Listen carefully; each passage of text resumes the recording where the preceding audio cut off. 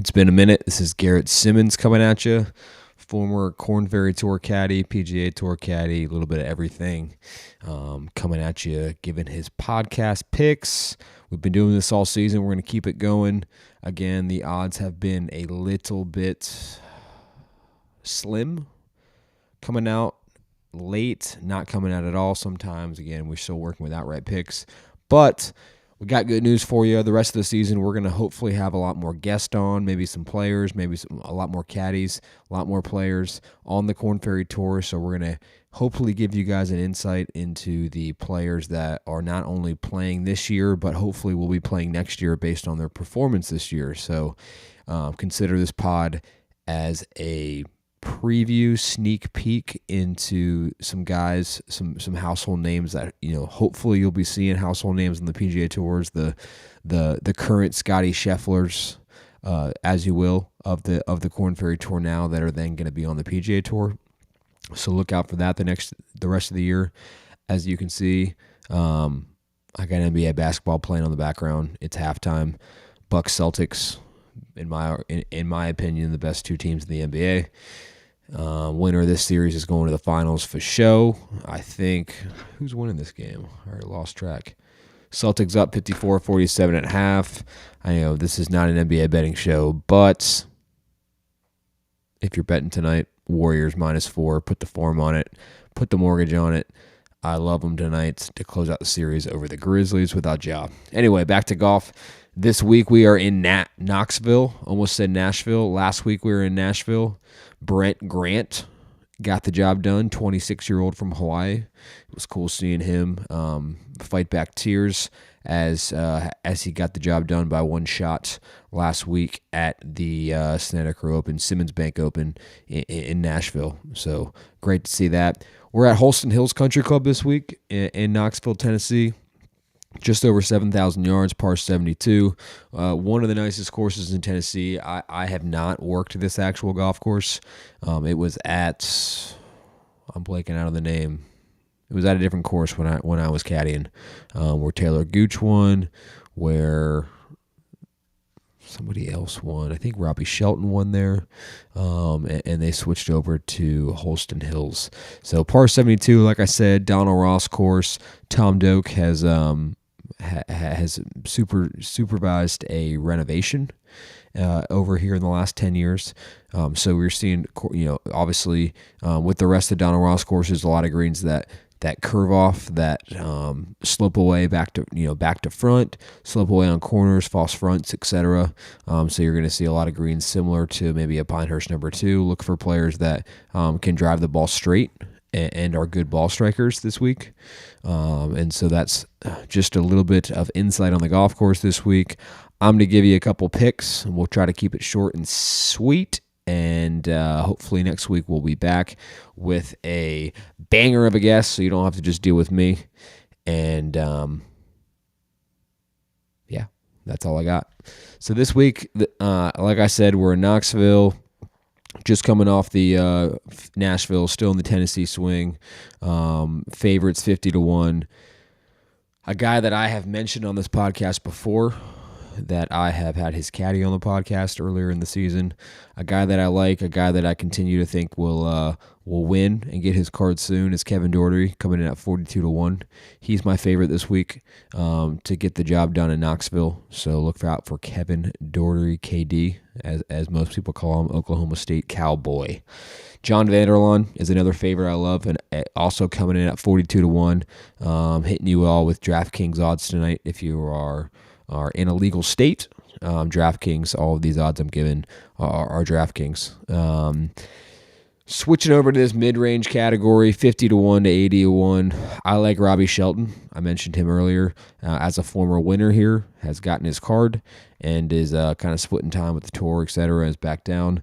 So I like Robbie Shelton coming in at 50-1 this week to put on that orange jacket. I don't think I mentioned it earlier. That's the trophy. Well, not only are you getting $130,000 whatever dollar check, you're getting this badass little orange jacket that arguably puts that green jacket they give away in Augusta, puts that in the shadows. This orange thing is fucking flossy. So Robbie Shelton, 50-1. Love him. Lock it in as a former winner here. And a guy that is no stranger to playing well in the South. Another guy, again, I've mentioned on the podcast before, his first full season on the Korn Ferry Tour. And a guy who's played well, a guy who led didn't have a single bogey after 36 holes last week in Nashville with an appendicitis scare the Wednesday before the tournament, almost had to have emergency surgery and still came through to be bogey-free day 1 and day 2. Jeremy Paul, German, coming in at 70-1. Lock it in. Love Jeremy Paul this week. Moving on to the long-range categories. I got 3 guys all at 110-1 that I really like. Some of which, actually maybe most of which I've mentioned in the past. Joey Garber, 110-1. Again, I like guys that are ball strikers that can drive the ball straight and that can make a lot of putts and make a lot of birdies, which now that I say that back, almost sounds like the winner every week. But Joey Garber coming in at 110-1, a Georgia Bulldog, no stranger again to playing in Tennessee, back in his college days at University of Georgia and coming into Tennessee. So I like Joey Garber this week, 110-1. Another guy who has not cracked the winning circle yet on the Korn Ferry Tour, but is constantly knocking on the door and is begging for his first PGA Tour card. I like Vince India, coming in at 110-1. Again, all these long ranges are going to be 110-1. Love Vince India this week. The last guy in this long range category, who again I've mentioned in the past, that has won on the Korn Ferry Tour, that I think will win again, that I think will or has the potential to be a household name on the PGA Tour, when and if he gets there permanently, is Curtis Luck. He's been there before, and he's won and drives the ball straight. Again, is a great ball striker and has amazing hands around these greens that can be a little bit tricky here at Holston Hills. And so I like Curtis Luck. My bomb this week is another guy who hasn't necessarily got the job done yet, but is a journeyman, so to speak. Been in the military, I believe it was Air Force. A guy that is a grinder that has showed some good performances over the years, but not necessarily got the job done. I like Tom Whitney. Again, not the longest hitter on tour, but can drive it straight, is gritty. And like every winner we see out here, I think it takes some grit to, especially at this point in the season, to be grinding and to get the job done. So I like Tom Whitney as my bomb this week at 142-1. Those are my picks this week. I will be I'm going to do a better job about posting those picks in the Nut Hut. If you're not familiar with the Nut Hut, you should be familiar with the Nut Hut. It is the hangout spot for all the Tour Junkie fanatics. It is where everyone's chatting, where DB, Pat are coming in, where we're talking PGA Tour picks, Korn Ferry Tour picks. You name it. There's a million channels on our Nut Hut Discord channel. So if you're not a member, please click the link, subscribe. You won't regret it. I'm in there, which should be enough to join. So join the Nut Hut, and I'm getting distracted by Celtics Bucks. It's almost like I have money on this.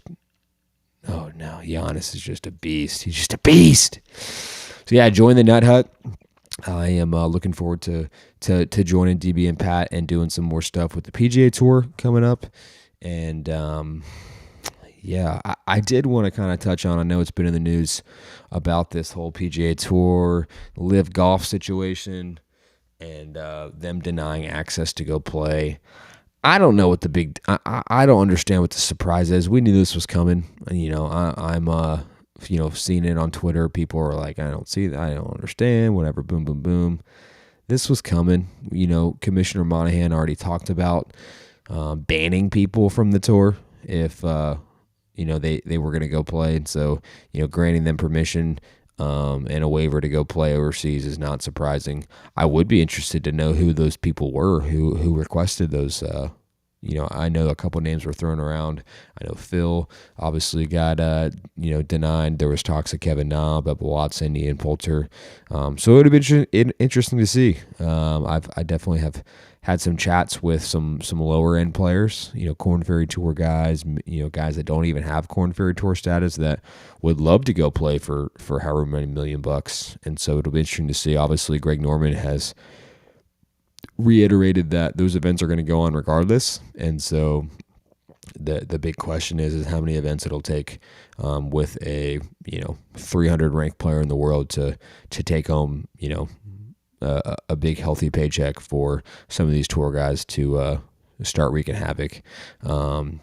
Pat Perez, I did listen to an interview with Pat Perez, and he did a really good job just kind of explaining kind of all that goes into playing. It's not just necessarily the money. You have people losing pension stuff with older guys that could potentially lose their pension they've been paying into for years on the PGA Tour, and so there's a lot of things that go into it. I believe it was Pat talking on Golf Subpar with Colt and Drew Stoltz, so that was a helpful insight interview of kind of what goes through players' minds and some of the aspects things that people have to think about that we don't always think about. But I'm excited. I know a lot of people are kind of polarizing one way or another. I think it's great for golf to see golf in a new way, to have it presented a different way in a different format. Sure, it could be a bust, but shit, who cares? I know there's a lot of pushback with the Saudis, etc., but I'm excited to see kind of how it pans out. I think it could be a great opportunity, at least for now, for some of these guys that don't have a lot of status, for guys that don't have to juggle or wrestle with the PGA Tour. Shit, it could end up being a European Tour, Korn Ferry Tour. Again, the Korn Ferry Tour is sanctioned with the PGA Tour, so I don't know necessarily the restrictions there, but some guys that are fighting status that, $1 million could really change their lives versus, while it won't change some of these tour guys. So I'm excited to see. I do think that aspect could help the game grow. So I'm excited to see how it happens. Sure, it could be a bust, but who doesn't like more golf? I sure don't. As a golf nut. So that's my take on the live golf stuff and the Saudis kind of keeping up with the current events. Man, I should have turned this TV off. This is now just crazy commercials that are all jammed up. But anyway, get those bets in, DraftKings. I'll be in the Nut Hut.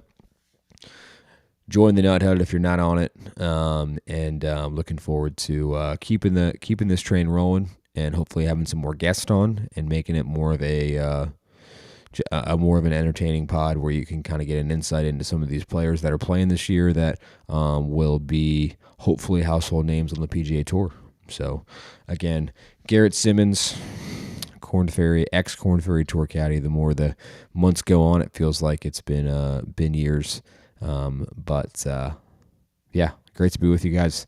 Look forward to the rest of the season, and I think that is all I have for the night. See ya.